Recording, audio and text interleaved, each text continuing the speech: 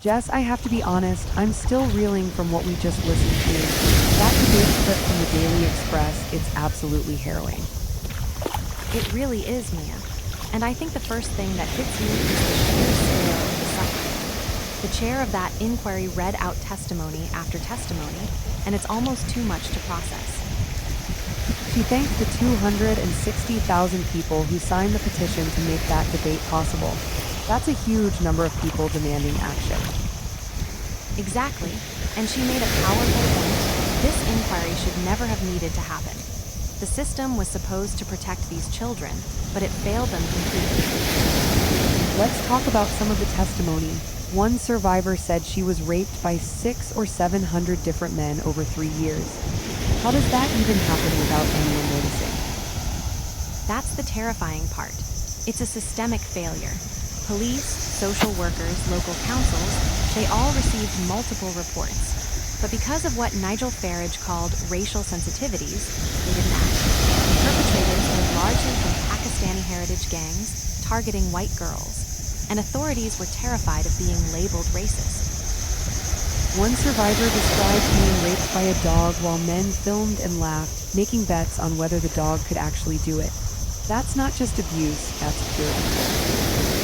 It is, and Farage made a distinction that I think is important. He said this is uniquely evil compared to other forms of child sexual abuse. Not worse in terms of the pain inflicted on individual victims, but distinct in its organized, systematic nature.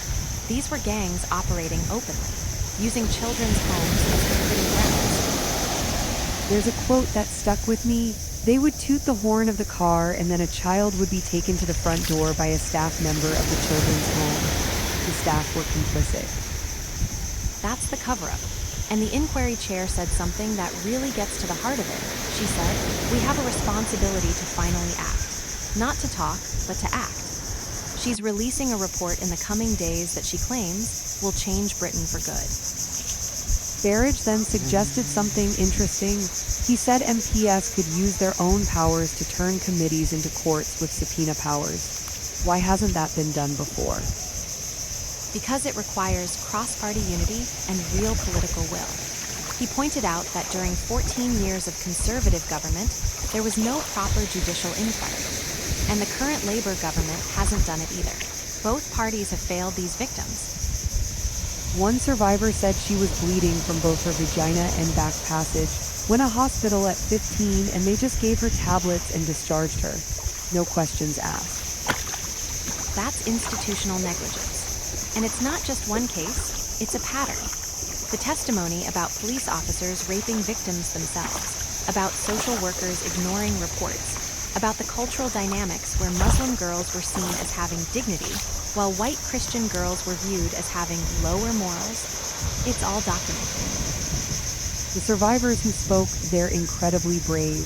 One said, I just wanted to stop and not happen to any other children and for people to actually act, to do something and stop being so scared. That's the key line, Mia. They're not asking for sympathy, they're asking for action. And as Farage said, the powers exist within Parliament to make that happen. The question is whether MPs will finally use them. Jess, this has been a difficult conversation, but an important one. Thank you for helping us understand the full picture. Thank you, Mia. And to anyone listening, these stories are real, these survivors are real, and the time for action is now. Don't look away. That's all for today. Stay informed, stay engaged, and we'll talk again soon.